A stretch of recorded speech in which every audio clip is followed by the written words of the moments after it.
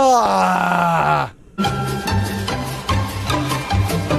Howdy, enemies, good guy, Michael, to my YouTube channel. Welcome back to more Subnautica. So, today, what are we trying today? Well, today, we are going to be doing some more stuff and things, okay? Oh, excuse me. Oh, that was gross. That was really gross. I apologize. Did I just say stuff and things? There's a reason behind that. It's obviously a Slipgator term, and I don't know if I'm allowed to tell you guys. Anyways, don't read into that too far. Anyways, welcome back. Welcome back to my YouTube channel. Thank you for coming by and stopping by today. I greatly appreciate it. You guys don't know how much I appreciate it. Currently, I'm in Wales. Did you guys know that? Actually, for several of these episodes, I've been in Wales. You guys probably expected that, huh? Because there was like a weird echo through the microphone. Nah, so I am currently batch recording. I'm batch recording everything right now to, I want to figure out where I put this extra glass window. I'm batch recording because I need to get things ready so that while I'm in Wales, I can focus on being in Wales, because I'm going to do lots of cool stuff while I'm there. So, the main reason why I'm going is that my lovely girlfriend, which some of you guys have heard her on the show, she's come on for, let's put this one right here. She came on for Keep Talking, Nobody Explodes, if you guys remember that a while ago. My girlfriend is not Kuzan, which some of you guys ask me. No, Kuzan and I are just friends. She's a very nice person, but no, she's not my girlfriend. My girlfriend is Megan. And anyways, she's wildly intelligent, wildly more intelligent than I am. And she is doing a study abroad in Wales, England. And I am incredibly proud of her. But anyways, one of the cool things is that I bought some tickets to go see her in Wales. And on top of that, not only do I get to see her in Wales, I'll get to actually see the guys from Serial Time. So I had an internship recently, where I worked out of the EcoGeek office. And for those of you guys who don't know what EcoGeek is Hank Green's kind of company, and Hank Green is one of the Vlog Brothers. And the Vlog Brothers are Hank and John Green, who are two YouTubers who have their fingers in literally everything. Seriously, these guys are absolutely amazing. They've contributed so much to the YouTube community. They've contributed so much to having YouTube recognized as a, like a legitimate business and things like that.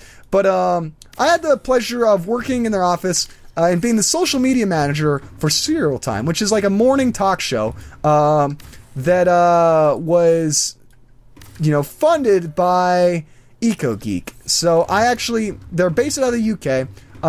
They're funded out of Missoula, Montana, and I get to go see them in London when I'm visiting my girlfriend in Wales. So that's why I've been batch recording everything. This is coming together swimmingly. I couldn't be more happy with this. So the next thing that we need to do is we need to actually go and collect some more plant fibers.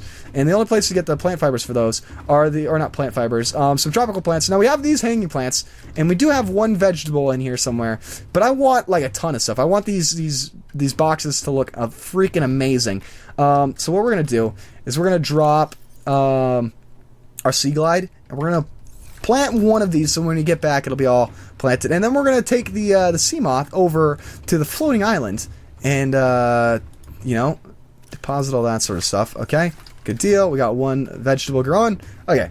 Oh, look at this microscopic fish. She's stuck in the ground. Okay. Oh goodness, I'm gonna cough. Okay, there we go.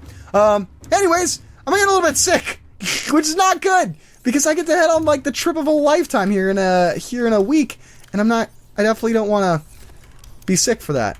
So let's see, the scanner HUD chip. Sorry, I'm trying to figure out what I'm taking. I need the hardened blade. We have 86%. The welder. We'll drop the scanner. We will drop the welder. Okay, and we'll bring the first aid kit. We are gonna need some. Here, let's grab a handful of these. Eat these before we go.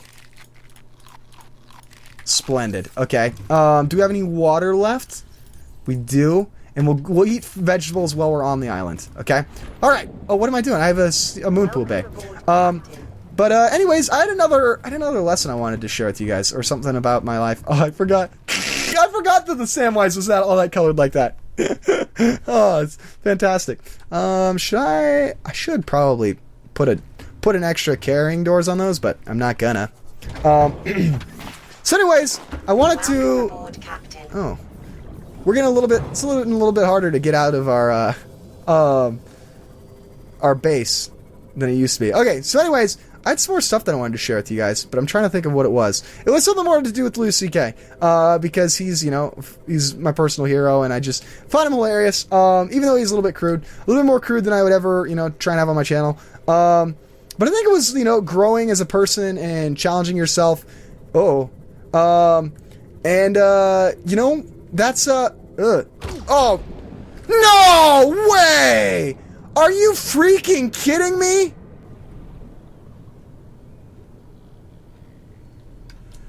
Ah!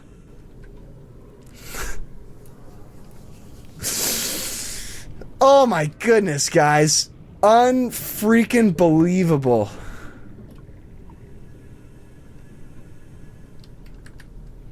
Wow!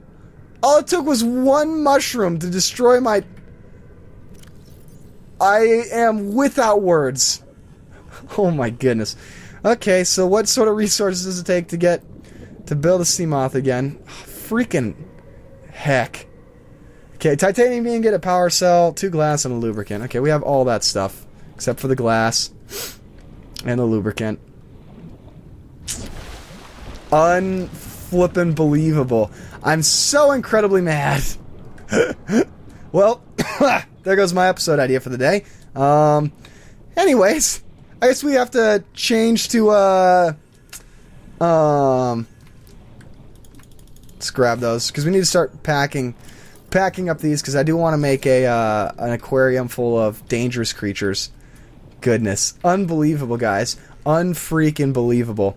Anyways, so Louis C.K. Talked about challenging himself, trying to, make himself uncomfortable and under pressure.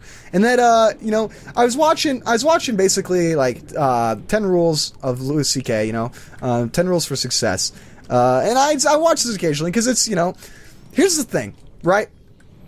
The people used to think, okay, and this is going to be drawing from my athletic career, because, I've learned a lot of things from my athletic career and a lot of things from my schooling career, because, my father and I, my father was my only coach growing up, my only coach that I like, always, that saw me and originally didn't throw me to the wayside. For some reason, when growing up, I apparently did not look like an athlete. Which is funny, because I set school records and I got lots of medals, and I ran a Division I program, or I was a scholarship athlete in college, all sorts of stuff like that. But growing up, I never got the first look, and that was because I'm not a very talented athlete. I'm a hard-working athlete. And a lot of coaches, when you're at those lower levels, want the talented athlete, because it's easy to coach a talented athlete, But anyways, the thought process used to be that you couldn't learn to run fast, that you just were born fast, and you see that some people are naturally born faster than others. And for those of you guys who are in sports, or it is a thing that people sometimes are just born fast, and there's nothing that you can do to change that. And some people are born slower than others, and so it was just the thought process that you can't change that. And that's completely bogus. That's an entirely bogus thought process, because you can train to become faster, and there's lots of ways you can train to become faster. And as we become more schooled in the as time progresses, we figure out better ways to train athletes and better ways to make people faster and things like that, right? And we're learning that, it's better to be a hardworking athlete than a talented athlete, because hardworking athletes who aren't fast are used to struggling and, working hard and not having something given to them. And so when they run against somebody who's better than them, they're going to keep going, right? But a talented athlete who never had to work hard, who's talented and is the best for a really long time, and then suddenly gets slammed, doesn't know how to handle that failure. And, 9 times out of 10, they buckle and they give up. And I've seen that so many times with a lot of athletes who start off being better than me, who, didn't make it to the high school level or didn't make it to the collegiate level.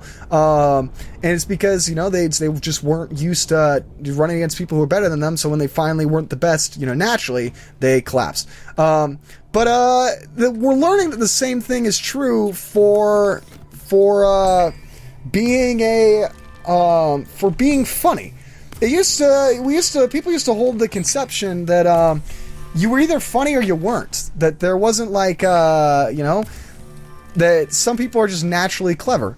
And that's, as we move on, we're learning more and more that that's a bogus, it's a bogus preconception, and that it's not true. And so I study a lot of, people that I find successful and I find funny to try and learn from them. And I read books and stuff, which is weird to say, and that would have been, unheard of a while ago. Reading a book on how to be clever, versus just, you're either clever or you're not, son. That's how it goes, right? But so I have people I follow in the field. And Louis C.K. is the person that I follow in the field. But, oh my goodness, how am I going to loop this back? Because I completely forgot what I was talking about in the first place. Okay. There we go. I completely forgot what I was talking about in the first place.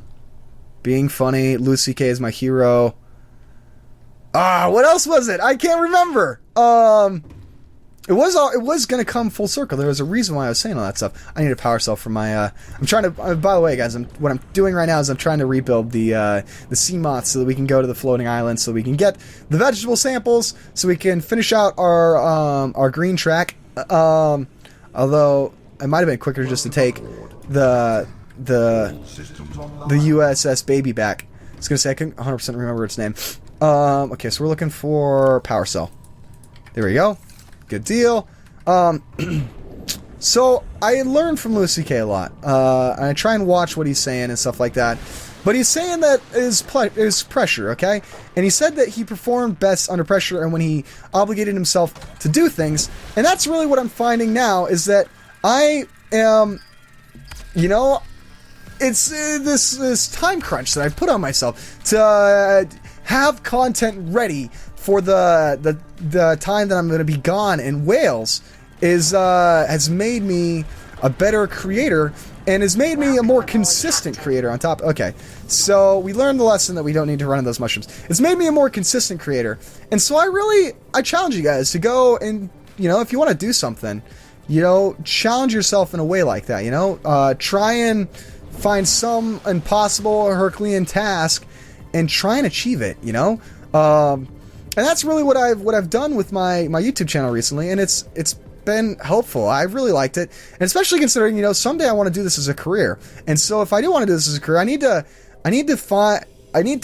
find ways to motivate myself to do it when I don't want to do it. Because even here's the thing, right?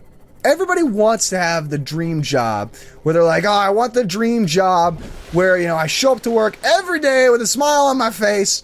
And, I don't, and I'm always happy and stuff like that, right? And the truth is that nobody tells you is that job doesn't exist. And that's not because, life has to suck, but because it's just human nature. There's going to be days when you are dissatisfied with what you're doing, regardless of what you're doing. And that's not that's a Reaper Leviathan. It's just the way things are. It's just part of the human condition. Even the guy who, works for Haagen-Dazs is an ice cream, flavor tester, consistent thing.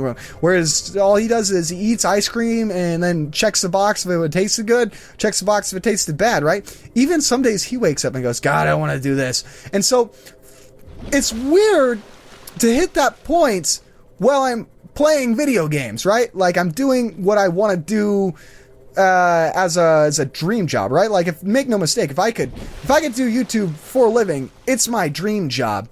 That's what I really want to do, is I want to be able to reach out and interact with the community and influence you guys and share laughs and tears and make your guys' day better. That's my dream job. But I've found myself sometimes where I'm like, God, I don't want to do this. And it's not because, and it feels at first it feels selfish, and then I feel bad about it, and I feel guilty because I'm like, well, maybe then I shouldn't be doing it, because this is like the dream job.